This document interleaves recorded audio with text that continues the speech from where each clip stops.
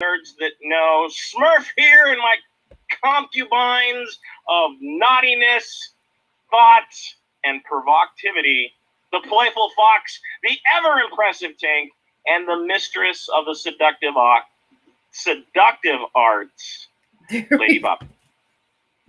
Hey, I made that up as I was going along. We could tell, but you know what? Mistress of Seductive Arts is now going on my business cards. There you go. Wouldn't be the weirdest thing I've had written on business cards.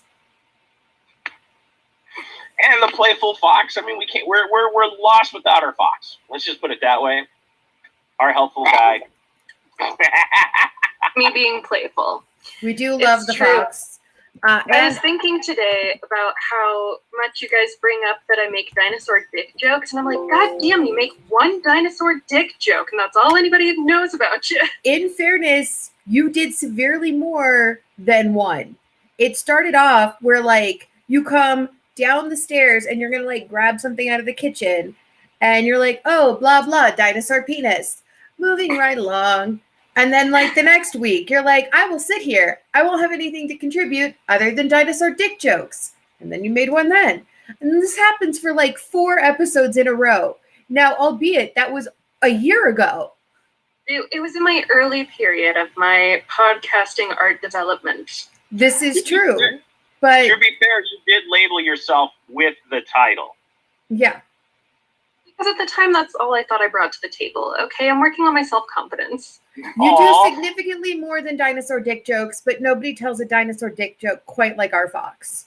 Very true. And if you are going to NDK, you will see our fox in an entirely different light in her stunning new cosplay, which you will have to wait to see at NDK in a couple of weeks. Fox was showing it off before we went live, so come and find us at NDK. Fox will be there. I will be there.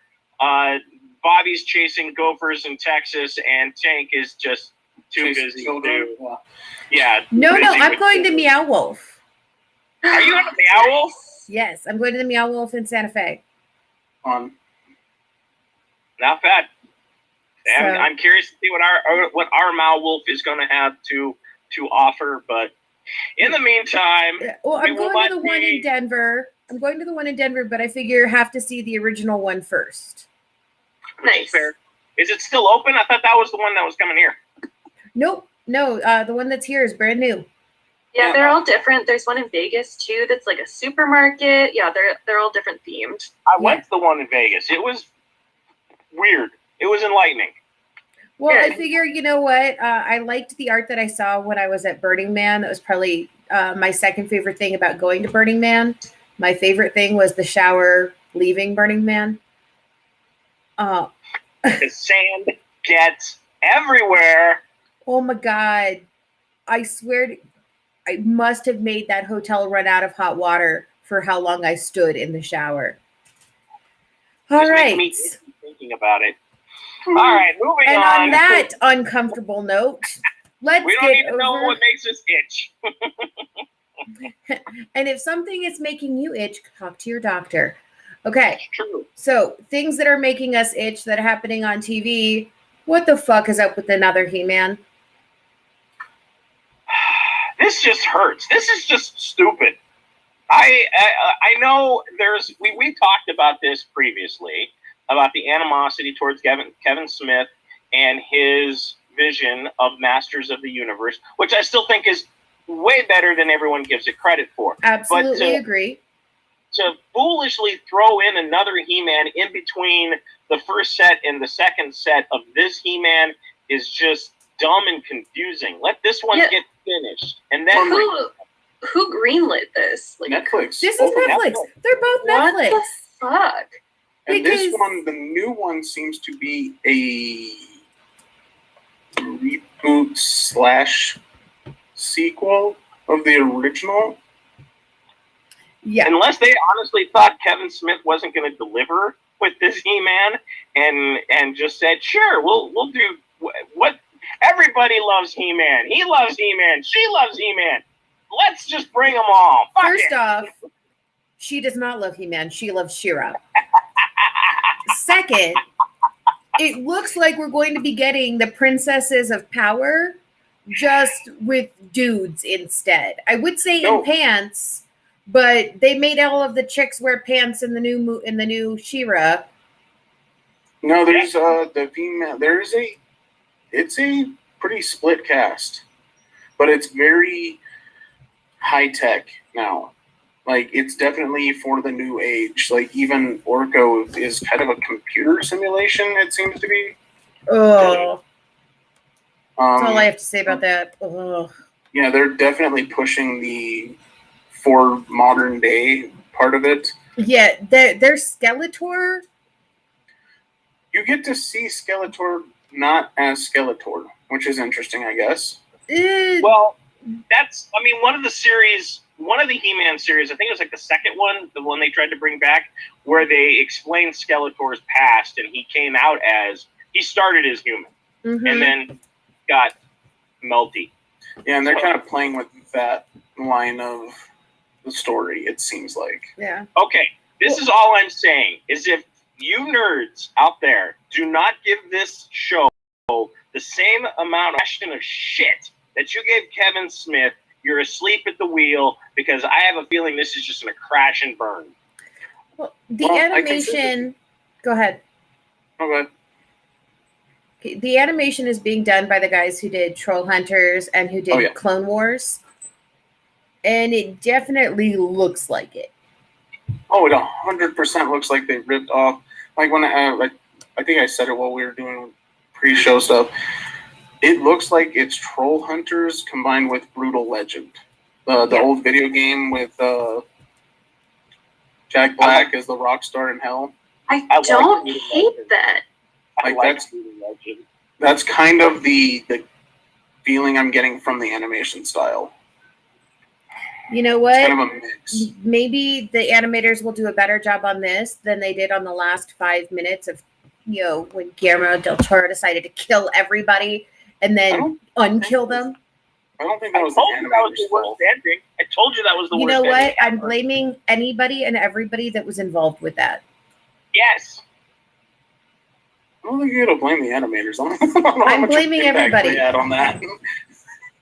They could have just said no. They could have, said, we're not going to draw that. That would have been hilarious. So they just draw something else, use the same words and dialogue and all that stuff, and then just draw something else. Right. Yeah. I think, Tank, that you know as well as I that Bobby can do whatever the fuck she wants. That's true. Yeah. This is fair. I guess. I will do what I want, and nobody will tell me otherwise. That's what Guillermo did, so I guess you might as well, right? Yeah. Well, I am mad at him at the moment, so. But either way, I'm gonna give this its due in hopes that it's not shitty. All right. It is specifically a He-Man and the Masters of the Universe story. I'm making a bet with you now, right now, Tank. Here's your chance to make some stash cash, because I'm betting this thing is gonna suck, and you are going to be dismally, and you cannot lie, fucker. This is going to be a dismal letdown. I'm not gonna take the bet. I said I'm hopeful that it's not shitty. You know what? Didn't say that it wasn't going to be Vance shitty. brought this up last show. The most commonly used phrase on this show, other than the word fuck, is we're hopeful. We know it's going to be terrible, but we have hope. We're hopeful. We have admitted, I have, when I am wrong, a lot. Okay, not a lot. There have been moments that I've admitted that when I'm like... Over the course of the last 6 years that we've been doing this, 5 years we've been doing this, I think you've come out and specifically said that you were wrong in those words a total of 3 times. It sucks being right all the time. I know it, but, Choir, my friend. I'll give it to him. He seems to have turned the table a little bit, I don't know 100% yet, on the Shang-Chi and the Eternals thing. Based on the trailers. You kind of said, doesn't look terrible, at least. Okay. The Eternals looks decent. Shang-Chi is not in that movie. No. You said Shang-Chi and the Eternals. I meant as in the 2 different movies. Okay, cool. Because I was like, that is a mashup no one wants to see. But to be fair, Tank is bringing up a valid point, and I continue to say the Eternals suck. And I know I get a lot of hate mail for just that statement alone. Trust me. You can at me on that one. I stand by my statement. The Eternals suck. However, the last couple of trailers and the most recent trailer has me wanefully optimistic that this is going to be a little bit more exceeding than where the comic books continue to fail as they try to relaunch these failed characters. The premise is good. They whipped out a Celestial on a frickin' trailer. My hopes have now rocketed that, okay, there might be something here. Seemingly Doesn't more than change one my opinion Celestial. that the Eternals suck. Oh no, and see, here's where the I will not debate you. The comic book version of the Eternals is basically dog shit in any of their mainline stuff. Yep. If they are supporting characters in other stories, it's usually okay. But if they are the main focus of the story, it's usually dog shit. Yep, it's hammered dog shit. They're B characters, C characters. Captain Marvel is a better character than the Eternals. And Captain Marvel or Captain Marvel? Yeah, they don't even know what her history is anymore. So, I'm wanefully optimistic after the last trailer. Shang-Chi, again, I think the actor that they have playing Shang-Chi is not the best of choices, and definitely not the best martial artist that they could have chosen for the role, but it could be something more. But I'm still saying that Shang-Chi is more of a cosmic force than they're letting on, and the Shang-Chi family is of cosmic descent. So we'll see. You're probably not wrong. We'll see. Shang-Chi will determine what happens with the Eternals. Yes. Yeah, according to Kevin Feige, if Shang-Chi does not perform well at the box office, Eternals may not be in the box office in the near future. So what are they comparing it to? Like the Black Widow? I've been so many other Marvel movies that failed to really hit the mark, but the one that sank like a stone is Black Widow. So I don't want to know what the watermark is. All right, Smurf, you're now sounding like you're underwater. Yeah, you got a underwater sound to you.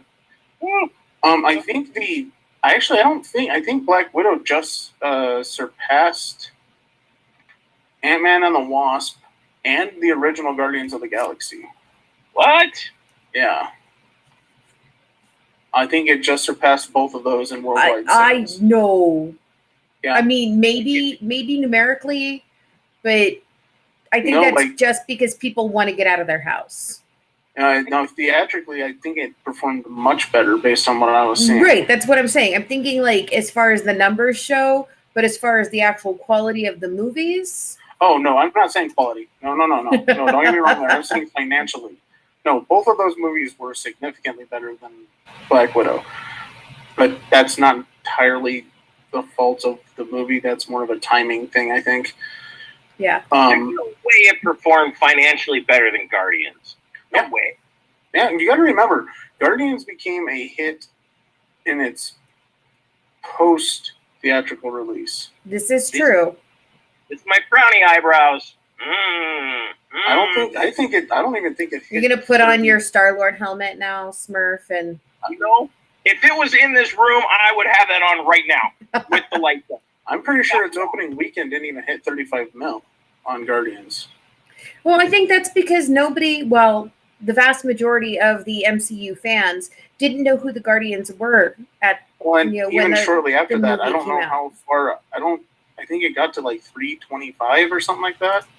And Ant-Man and Wasp were great. It was a great film. I don't know. I mean, that's probably another one that survived better post-release than it did. Yeah, both of those performed pretty well after their theatrical runs, but during them, I think Black Widow actually passed both of them now. So, I mean, we'll see how Shang-Chi does. Obviously, they're going to want it to do better than Black Widow, because otherwise they would just be saying Black Widow did really well in the box office, so this is how we're going to start doing things. I'm thinking their low mark is actually if it beats Ant-Man and Wasp. We'll see, because if Black Widow's already beat Ant-Man and Wasp. Yeah, that'd be my guess, because I think Ant-Man and Wasp was like between 25 and 30 for its opening weekend. So they haven't said what the numbers have to be for Eternals to go straight to theaters instead of going to streaming. But now they're talking about a delayed release in total and not just having Eternals also streaming. Well, and they've pushed back, they've slightly pushed back Venom again, which irritates me. But yeah, well, and we knew that everything was going to get rearranged. We knew that. Yeah, and I don't know. I think I want to say as long as it hits, I want to say 25.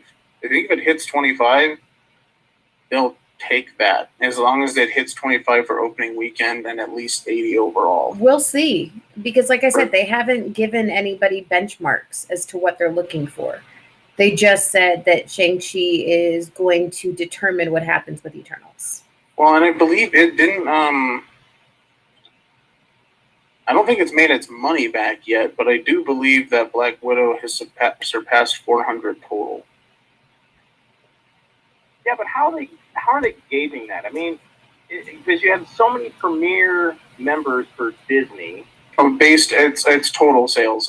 It's based on theater. So I think theater they did just over 360 for theaters, and then 120 I think is what they did for Premier Access. They actually released the numbers finally. Okay. And to this point, I think that's where they're at, is just over like 480 to 5 in that range. Okay. On total, which I don't think they've made their money back still, which is sad, but I think that's where they're at. Yeah. I mean, that's love in the time of COVID-19, unfortunately. Yeah. You know, and who knows, even if Shang-Chi does amazingly well, if COVID lockdown continues to spread, you know, and the mask mandates get reinstated, they may end up putting it back on streaming anyway. Okay, I just looked up. Okay, so box office for Black Widow, opening box office was 80 million and 55 on Premier Access, so 135 total in its opening week.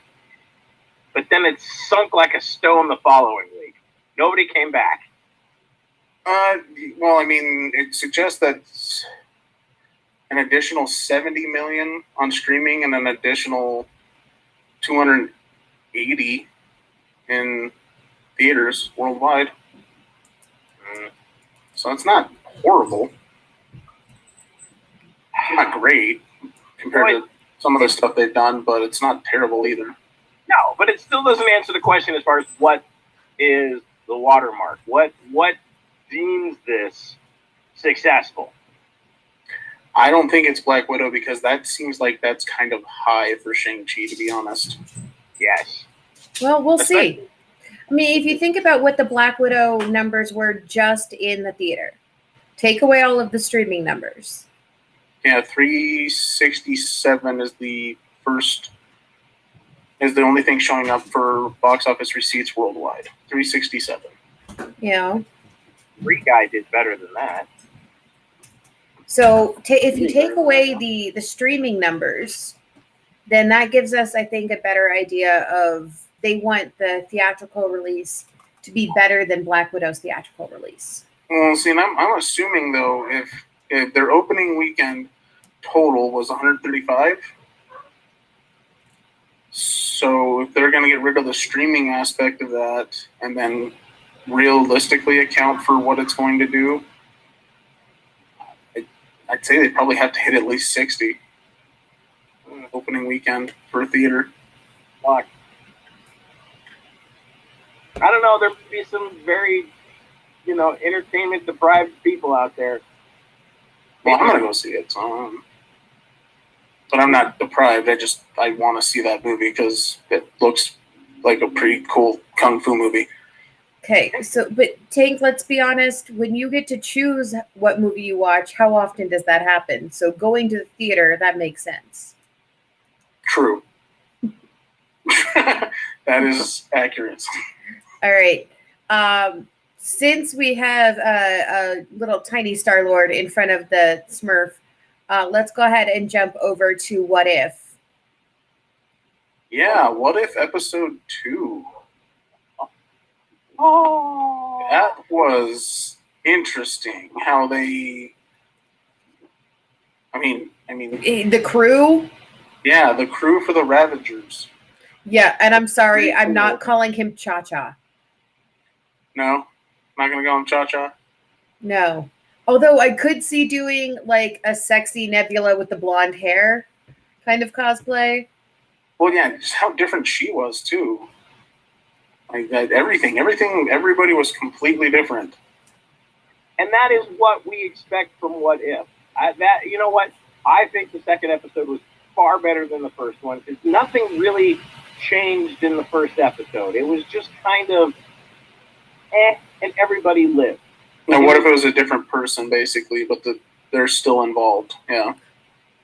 Everything just stayed the same. I like the second one way better for multiple reasons. Not only because of bringing in Boseman for his final performance, voicing T'Challa and doing the whole thing, but it was fun. It was quirky. There was different outcomes. He freaking swayed Thanos, and it was a running joke through the entire episode. Well, I think that's just genocide. genocide, and you know, it was just so well thought out. So is hashtag genocide a bad thing to put on my notes? Probably. Yeah. Yeah, don't go there. Yeah, don't go with hashtag genocide. Hashtag Thanos. That's all you got to do. Hashtag. Or do genocide with extra steps. Yes, but in the grand scheme of things, I mean, the whole opening dialogue where he goes for the Infinity Stone was just so well done. Oh, I'm your biggest fan, and it just built off of that, and it's not the best What If because I've already watched this week's, and we don't want to That give was dark, dude. Oh, it was so good though. it was. We'll talk about that next week. Talk about that next week, but the Star-Lord, the Guardians. I mean, there's no Rocket, there's no Gamora, no Peter Quill, who's going to end up as Soup, obviously. But I love that they're just pulling all of the actors into these characters. It's great. Well, it makes you wonder where some of the other people went.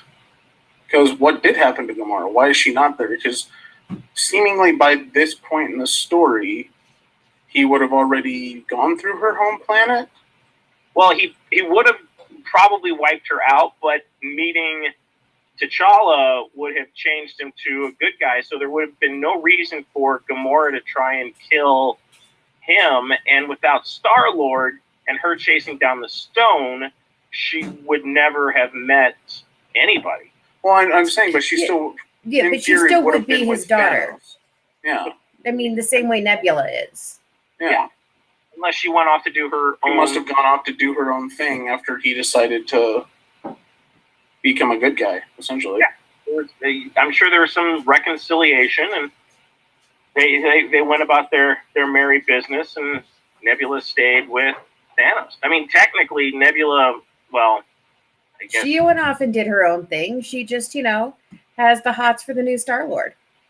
Well, and she comes back. She does. Yeah. So With only one alteration to her cyborg system, apparently, and that's the eye. The only one that really didn't fit was Drax as a bartender. I really wasn't sure about that. Well, apparently his planet never got attacked by Ronan. Right, because So- that's the whole point, because his wife and daughter are still around. Mm-hmm. Thanos was the reason that Ronan was there because he was jockeying that horse.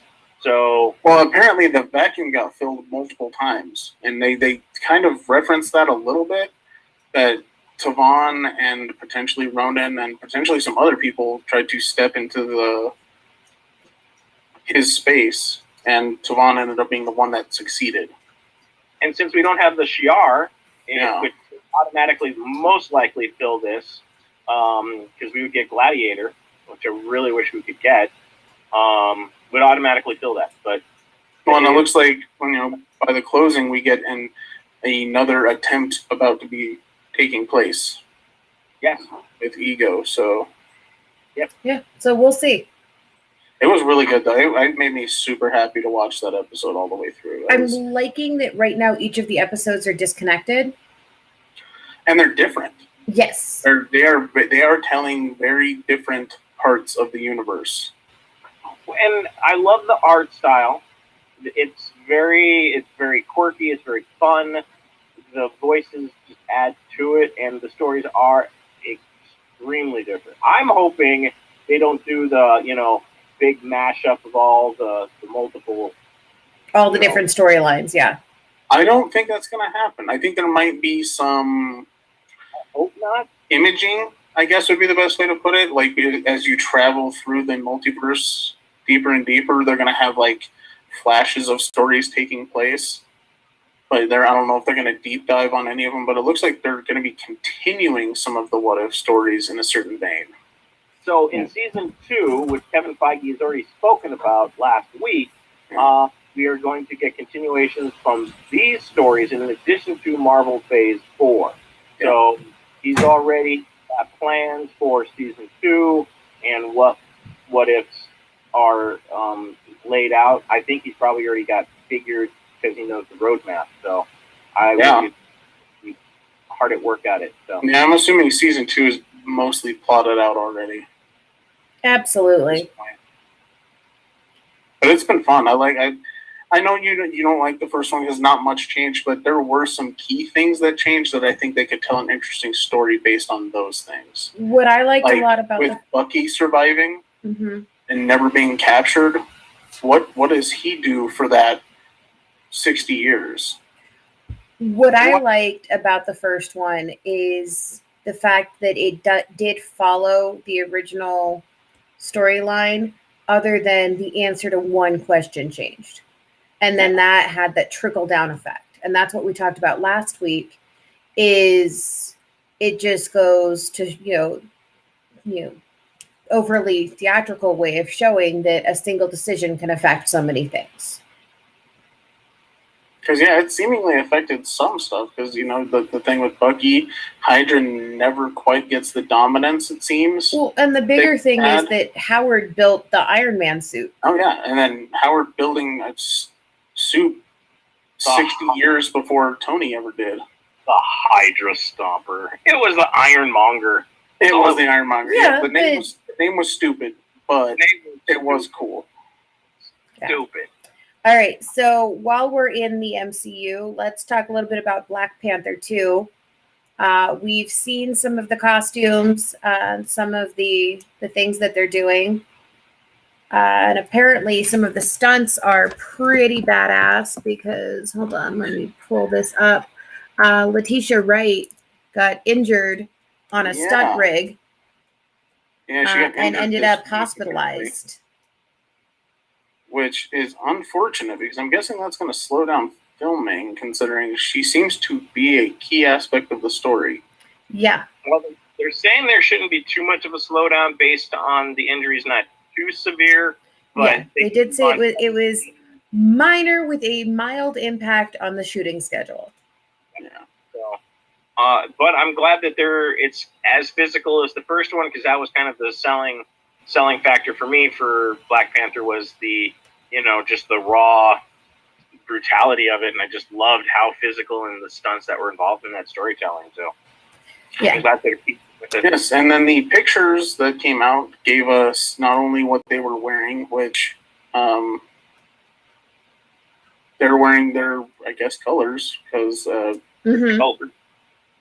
they're staying in red and purple, which would be their seemingly that they're leaning towards Shuri being still potentially Black Panther-esque. Yeah, well, we wearing hope the so. purple jumpsuit that she was wearing.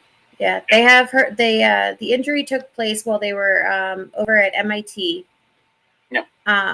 And so that also gives us a little more insight into some of the things that are happening. Gives us a confirmation of, if nothing else.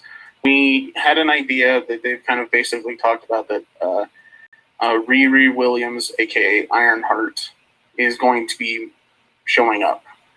And with them being at MIT, and the actress playing Riri Williams also being there during this shoot, apparently, kind of makes that a guarantee at this point, I guess, that we're going to be getting Ironheart in Black Panther 2. Yep, kind of solidifies it. Yeah. So all you speculators out there, go pick up your Ironheart first appearances, because yeah, they've already kind of gone up quite a bit. Just on the initial speculation, they kind of quadrupled in price. So, yeah. Which is not a surprise, but they're going to go up even more at this point, just because it's a guarantee now. All right, time for my shameless plug for Tank. Talk to Knox Nostalgia Collectibles to get your shit. Yeah. And if you're looking for Ironheart first appearance, I don't have it. I have mine, and that's it. And he's not going to part with that. Sorry about that. I've got a couple. I'm gonna hold on. Yeah, maybe. There you go. Reach out to Smurf. He might sell you one for a little bit. I'll tell you what, I'll send you some naked pictures. Ooh, yes. Comics for boobies. Sounds like a fair trade to me. Actually, when I was at the Savannah MegaCon, one of the cosplayers was talking to a vendor there and was like, "Hey, I'll trade you some of my nudes for this dice tower." Was it a really expensive dice tower? Did he go for it? Yeah. That's also a good question. That's a good Well, follow-up. he charged $10. It was like a $75 dice tower. Jesus. And she got it for $10 and two naked pictures. When did the world become so tired that you can't throw your own dice? Well, dice towers provide more randomness to your rolls. That actually has been proven to be accurate. Yeah. I mean, really, all I think is like, hey, it's cool, but I won't pay for one. Some of them are pretty cool looking. I will say that. In fairness, I've shown my boobs for less. I've shown my boobs for free to some fucking douchebag fuckboys. Like, I wish I got a dice tower out of that transaction. Instead, I just got anxiety. First time I can consciously remember being like, hey, I'll show you my boobs if you was at a nightclub in Oklahoma City. The DJ sucked. Oh my God, he was so bad. And so I went up to him and I was like, if I show you my boobs, will you change the music? He was like, yeah, okay. It's like, cool. Boom. Hey, I don't know about you, Smurf. I've never been offered anything to show my boobs at any point. What a shame. I can't. No, I have actually, and I'm sorry, buddy. Oh wow, it's just me. All right, it's just you. Now I've gone, But to be fair, I've been single a lot longer than you have. To be fair. Well, no, I've shown other things for alcohol, but and fun, to be honest. Wow. And as a distraction in a couple of interesting beer pong games. That got adventure. Nice. Oh, Tank used to be a party animal. I like it. Isn't it? It is an effective use of. Well, yeah. As long as it hits the table correctly, that's all that matters. I think as long as it hits the table, people are like, all right. I'm going to jump back. It's a table. First off, I'm definitely going to use that. I'm also going to jump back to the fact that I still support Tank and Smurf doing a nude Lego building, Especially since OnlyFans has changed their policy again because they decided to not change their policy. Well, they didn't want all that revenue walking out the door. Well, and it wasn't the second change. Technically, wasn't a change. It was just an alteration of the description of it, because they went from no nudity to basically no anything within the confines of these things that can technically be considered crimes. Yes, but that's not just a slight tweak. That's like, hey, but all of you sex workers, find another website to, oh, fuck, how are we going to keep the lights on? Well, and apparently that puts them directly in line with basically every mainstream porn site, I guess. Yeah. To continue to get their backing and get their banking done properly. They're basically just going in line with the norm. So, as a person who owns their own porn site, mm-hmm. that is the legalities.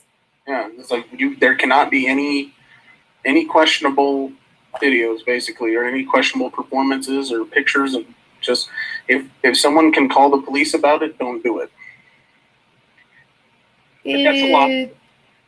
In a sense, because technically, since we're jumping on the OnlyFans wagon, right, real quick, the BDSM or domination of any kind is considered assault, and that is still illegal, but you can still show that on those sites.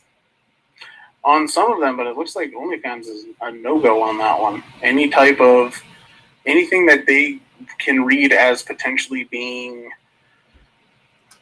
violent against anybody's will is a big chunk of their descriptor now. Yeah. If it appears that it's against someone's will, it will be immediately removed. Fox, you might want to take that video of you and me down. You guys think I'm kidding. I don't. I just don't want to. Don't have to explain that to my wife. That's all. It's okay. Tank, Mom and Dad watch this. So, moving on. Other things that people watch that they probably shouldn't. Reminiscence. Okay. I got distinct Minority Report vibes from this. And then I haven't seen it. But not the good parts. There are good parts? Minority Report? Yeah, there's decent parts of that movie. I mean, not the main actor, but, you know. Which is why Smurf doesn't know. The story has an interesting... And once again, this is kind of the same thing. I like the main actor of this movie a lot more, but the premise was kind of cool. And then just they did not tell the story in an interesting manner, I guess. The only thing at all about this movie I appreciated at all was when her memory is talking directly to him through the other dude. But, yeah, I guess that's a kind of a seriously, cool... that's it. That's the only part where I'm like, okay, because she knew what was up and that. But that's it. Well, and the, you know, double into triple backstab, you know.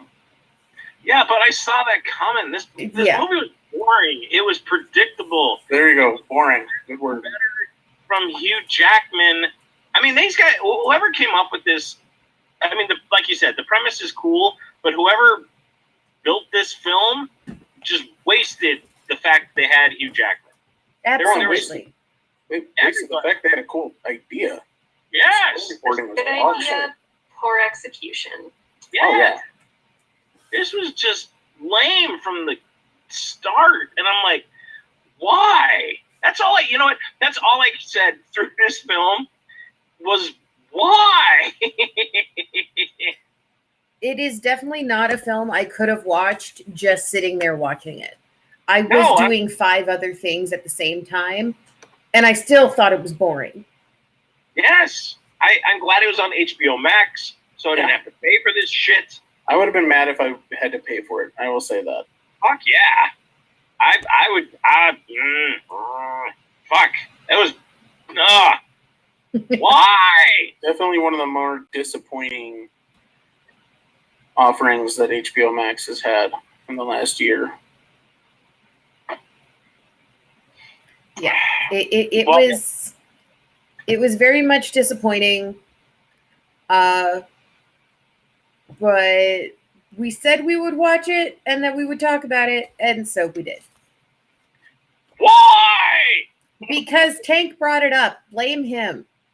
Why? That actually is my fault. Yeah, that's my fault. Because I read sci-fi crime story and I was like, cool. Why? I read the synopsis and I'm like, oh, that's kind of interesting. Nope. The synopsis was way more interesting. Yeah, read the synopsis. Don't do that. And then make up a story in your head. And then you'll be better off. The bad thing is the B movies that Bruce Willis is doing right now were far more entertaining than this steaming pile of crap. This was just outright unacceptable and should be set ablaze in the middle of the ocean and let it sink to its death. I would not even call this a steaming pile of crap. I would call this a cold, forgotten pile of crap. Yeah. It makes me wonder, like, when did they make this movie? That's another good question. I don't know. Because if it was made recently, that's tough sell. I don't know, but I know it's new to HBO Max. Washed out Miami setting. That was kind of cool. The setting was kind of cool. Like everything's washed out on the East Coast there, basically. And then the Gold Coast is destroyed because of water. That's kind of a cool premise. Yeah, but didn't we also get that in Waterworld? Yeah, that movie exists. Seen that in a dozen different disaster films, and I'm just saying the way they presented it, where people are taking speedboats to the different parts of the city and stuff like that. I don't know. Yeah, but there are also people driving cars, so yeah. It's not even consistent. Why? All right, so moving from the giant pile of poo that was Reminiscence, let's go over to something that did not suck, and that was Long Halloween Parts 1 and 2. Tank has been given access to my copies of them. Yes. Because as you remember from last week, he did say he would not buy both of them independently from one another because that was ridiculous. Well, yeah, at $20 a piece, that's kind of a hard sell. Right. But now that you've seen them, because your sister is awesome, Hey, now that I've seen them, when they release it as a single set box, I'll go buy it. It was a good story. It takes the Long Halloween story from the comic books and tells a fairly accurate retelling of that story. And it's a really cool story that doesn't follow most of the traditional Batman tropes. It relies more on it relies heavily on the narrative of what's happening besides Batman. Things that are taking place in the city that are connected to him tangentially, but not directly to him. And that's the great thing, because even the comic, and for them to do it in the film, because it is very character-driven, but Batman's more of like a secondary character, as we see the villains and everything around it driving the story. Batman is kind of playing keep-up and catch-up for most of the story. And for them to do this in the film adaptation is inspiring, and it's cool that they didn't bastardize it like they have done to other Batman. And Killing Joke. Yeah. I mean, those two are like classic stories that were completely lost in the translation, and them capture Tim Sale's approach and story and all of that to carry through is, I applaud DC. Again, they can do the animated like no other, and when they do it right, you get a very compelling and complete story. And I will say, the changes that they did make actually make the story a little bit better. There was not a lot of significant changes. They're just small storyline changes that they added more dimension to certain characters, or they altered slightly what happens at the end. But even when they did that alteration, I think it actually made the story more interesting. Well, they've got to fill it out because let's face it. I mean, with animation, there's time restraints, and they have more time. They can tell more story visually, in addition to the storyboards and everything else that goes with it. So it gives them a little more wiggle room. And who's to say that this isn't what the artists originally wanted to do when they did the story, and it gives them that kind of opportunity to do, a bit of a do-over and tell, a little bit more of the story that they wanted. That's good. And it's really cool that they let Batman in this situation, because it's technically year 2 of Batman. That's where this story takes place in the timeline. So he's still kind of stupid, still really young, still, not sure of everything that he's doing, not completely sure on how to be the best detective, not sure on how to be the best Batman. And some of his decision making leads to some fuck ups. And that's they allow him to screw up in a way that makes sense. Mm-hmm. Not even talking about the storyline itself, which it was done very well, but the animation and the voice acting, I thought was just exceptional. Yeah, Jensen Ackles as Batman, I'm not going to say it's my favorite because it's not, but he did a damn good job. No, but I would put him in at least the top 5. Well, he's at least a good second. I liked him better than the Batman that they were using for the last part of the new 52 animateds. Yeah, I'll put him number 2 to Kevin Conroy. Absolutely. And he's not as good as Conroy, but that's because that's also a little nostalgia because that came out when I was a kid. The Batman animated series was something that I literally grew up watching. But I think the gravitas that Eccles brings is absolutely on par for Batman. And even when you watch some of the Supernatural, when he gets all kind of, even when he's just kind of talking and trying to be the tough guy, when he gets the gravelly type voice. Yeah. Yes, he gets that gravelly tough guy voice in Supernatural, and I could just almost see his facial expressions coming through the Batman cowl, and it's just kind of funny to me. But at the same point, I'm like, it really hit. It really delivered well, and I hope they use him as Batman a little bit more frequently than the other guy, which I can't think of his name. I'm sorry. I'm with you.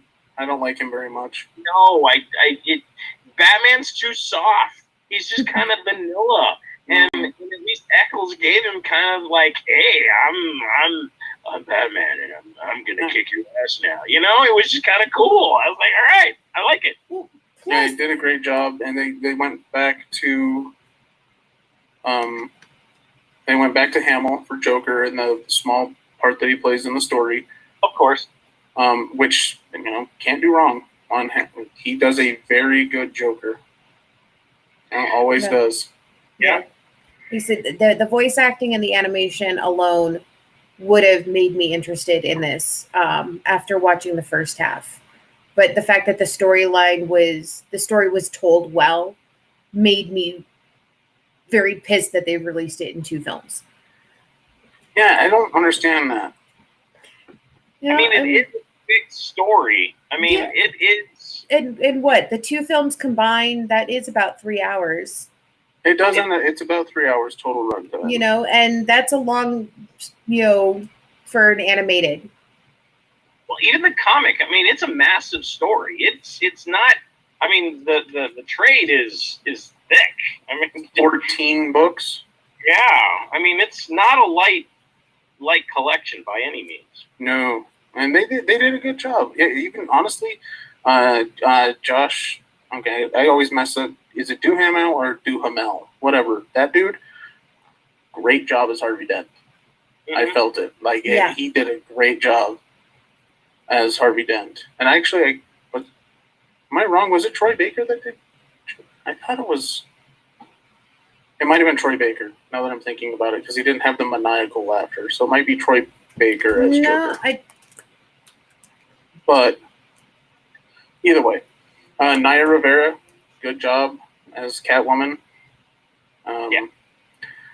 David Desmalchian, he is hilarious as a Calendar Man, to be honest, in this. Like, Calendar Man is kind of a goofy character to begin with, and he does a good job of playing up that kind of odd, crazy. Yeah, Troy Baker did do Joker. I just double checked. It was Baker. Mm-hmm. Okay. I just started thinking about it. I'm like, he didn't have that maniacal shit that Joker has when it's Matt Hamill or it's Mark Hamill. But yeah, no, the voice acting was great across the board. They enjoyed it. Yeah, I was very happy with, like I said, with the whole thing. So, highly recommend watching it. You know, if you're gonna be like Tank and wait till it comes out in a package set, you'll probably see that November, December time frame. Yeah, they'll probably put it out in time for holiday season, I'm assuming. Yeah, it's on most my likely. list. Yeah, All what to watch? Okay, so while we're on animation, let's jump over to the Witcher animated movie that came out on Netflix. It was pretty cool, I guess. I did not think so. Wow, that was riveting, Tank. Give us some more deep insight, if you would, please. It's not Geralt, which until you get to the part where it is. Yeah, but that is such a very small part of the story, to be honest. Yeah, I know. They told an interesting story about a Witcher that we don't have a lot of information about. And not just about another Witcher, but about the Witcher community is not the right word. The raising up of the little young Witchers. Yes. Indoctrination. That's a good word. It is kind of indoctrination. That actually works very well. Though they do... Probably shouldn't put that as a hashtag either. They do kind of dive into the idea that Geralt was given a choice. Which is not what we're told in the books. Yeah, which is odd. An odd way to change that. Yeah, and the way they explain the law of surprise is also very different. Yeah, they really do kind of screw around with a lot. The mechanics of the universe that we know. I don't really know how else to explain that. I mean, like, it's not a bad story, but it's not a bad story if you don't know the actual story. That's a good way to put it. If you're not grounded in the lore, then it is actually just kind of a cool story about this, random half-human, this half-breed badass witch, essentially. Yeah. But if you know anything about the universe, you'll probably end up pissed. Well, and if you know anything about the universe, you do lose quite a bit. You do get some small background things, like why the Witchers are hated as much as they are. Yeah, and that's an important thing. And why their community is so small when we get to the point where Geralt is the Witcher. Yeah. They do kind of dive into that story. So it has its good points, but yeah, if you're looking for consistency with the existing lore, it's not really there. No. No, and it looks like Smurf has left us to go get another vodka crayon. Because when he's not drinking the whiskeys, he drinks like a girl. You guys want to see what I'm working on? Yes. Oh, there he is. Hi, Smurf. We were just talking about you. Oh, Fox, that's nice. Beautiful. Thank Nobody you. drinks whiskey like a girl. Everybody drinks whiskey the way it's intended to be drank. I said when you are not drinking whiskey, you drink like a girl. I do not. My pinkies stay in the entire time. You and your vodka crayon. All right. So, since Smurf laughed when we said that we were going to discuss the Witcher animated movie, let's go ahead and jump over to what Fox has been anxiously awaiting the discussion of while they are working on their fabulous embroidery of flowers, and that is Cowboy Bebop live action. Yes. I would like to say, in true NTK fashion, I am hopeful, but incredulous. Historically, live action adaptations of anime have not been good. But they've got a stellar cast. John Cho looks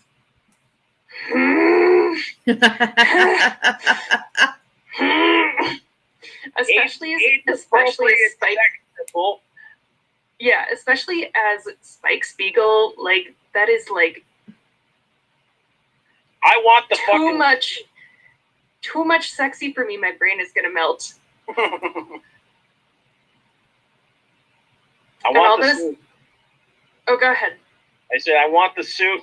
The costuming looks great, and he's been marvelized. The man is just ripped beyond belief. Did you see? Says Entertainment Weekly posted all of these pictures from the set, and he's working on the practice dummy.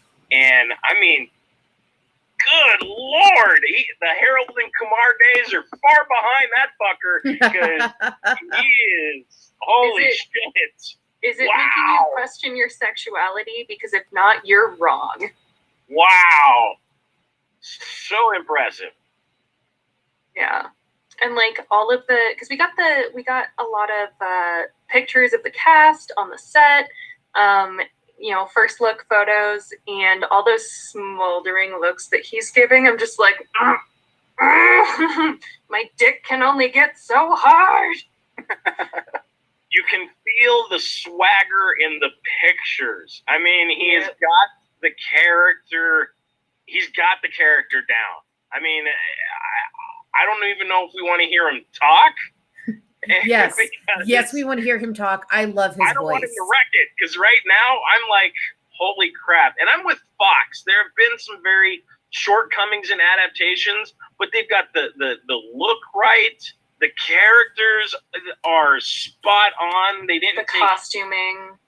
Yeah, they didn't take any liberties. They're staying true to it. And I was reading the article from Entertainment Weekly, and they're like, we built an entire set for a 30-second shot, like the town I can't remember the name of the town at the moment, but it's only a 30-second shot, and they built the entire town from scratch to have a physical representation because they want to give the fans the best possible look for this. Yeah. So, I mean, let's just hope that the writing is on par because that's what it really comes down to. Yeah. Otherwise, it could be just another Hugh Jackman film. Worst case scenario, Fox and I will just watch the whole thing on mute. On mute and in slow motion, I have a feeling. Don't judge me. You don't know me. Yeah. Okay, maybe you do. Yeah. Welcome to Fox's Thirst Corner, where each week we discuss who Fox is thirsting over. I support this segment. This week it's John Cho. For obvious reasons. Yeah, very understandable in this situation. I've loved him for a long time, though. Like, I've loved him for his comedy for a long time. Mm-hmm. No, I've always thought he was pretty. He's a pretty man. But even his personality and kind of who he is, he's a relatively good guy and very cool. He's not, he's not one of the overhyped celebrities. He's very grounded. And I think he's got a little level of humility, and he's very appreciative of his fans. So, you know what? I applaud that. And I'm not saying he's not attractive, but this dude looks like he belongs in the 300 now. I'm telling you, he got marvelized. He did. He would be a better Shang-Chi at this point. Yeah, he is shredded as hell. He looks like a No, see, if he character. was going to be Shang-Chi, I would definitely go and see that in theaters. On mute in slow motion. I see nothing wrong with this. But to your point of John Cho just generally seeming like a chill and cool and good guy, I think that tends to be the case with people whose rise to stardom is a lot slower and more gradual rather than just immediate. Right. That's fair. Yeah, he's had to work a lot. I mean, even coming from Harold and Kumar, what was that, 16 years ago? Mm. And he was still relatively unknown when he did that movie. Well, and he wasn't an action lead. I mean, he was so far removed from this role as humanly possible. Yeah, like he was the buddy in a stoner movie. Yeah. That's true, but Spike Spiegel is really not your classic action lead. He's more a dexterity build character than a strength build character. True. And it's really more about like his charm and his wit than his... No. That's true. I like it. I'm excited to see it. It comes out November 17th. I believe that's right. Let me double check the things. I'm excited. I am November stoked. And 19th. There you go. I knew it was a November. So we can look forward to more Thirst Corners from Fox. Fox's Den of Thirst, if you will. Ooh, yeah, I like it. I'll do a new one every week. The Fox Den of Thirst. I like it. Hashtag Fox Den of Thirst. I already wrote it down. Oh no, is it bad for me to objectify celebrities? Oh no, is it creepy? Is this a parasocial relationship? You know what, Fox? Who said it has to be celebrities? Yeah, that's true. The barista down the street. This week, I'm thirsting over my ex-boyfriend, who no one has ever met, and I'm still very much in love with. This has been Fox's Thirst Corner. There you go. The Fox Den of Thirst. And even going beyond John Cho, too, like the Mustafa Shakir. Yes. Black, that's a hell of a move. Like, that, he's becoming more well-known at this point. And I love Luke Cage. I mean, the guy was great. I mean, him as Bushmaster and Luke Cage, gave his name a little bit more recognition, and him being Jet Black, that's a hell of a move. He's going to be great at that, I think. Yep. And he's got the personality. He's got, again, you see the swagger in the picture. All of them are just so well casted. So I'm thinking they got lightning in a bottle here. Yeah. I really am. Well, we'll see if it's as fabulous as we are all hoping for, or if we end up just, seeing a big nasty explosion. But that is all I have for our agenda for the evening. So unless anyone else has something to add. Guess not. No. Okay. I don't think so. That Tank is very full of assertive responses tonight. Yes. I am very, very assertive tonight. I've been yelling at the kids all day. So, and that's different from any other day. How? It's not. It's not. No. Okay. On that note. And on that bombshell, we shall say goodbye. So, if you're out there and you're talking like this, you're in the wrong channel, fuckers. Turn over to the Nerds League now. And in the meanwhile, run fast, not hard, and always be kind. See you next week. Bye, everybody. Oh my God. Then I have to push the button.